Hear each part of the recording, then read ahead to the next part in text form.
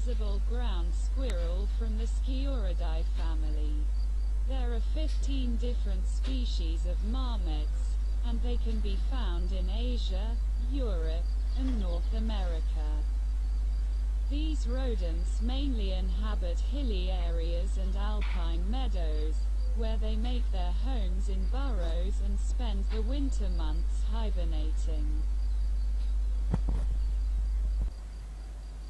Marmots are herbivores and consume a variety of vegetation, including berries, roots, and grasses.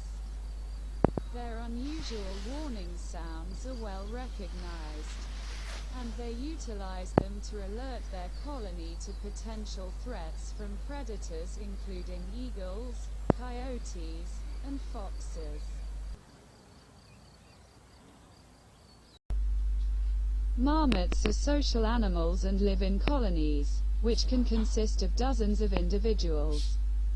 They are also known for their ability to hibernate for long periods of time, up to 8 months in some species.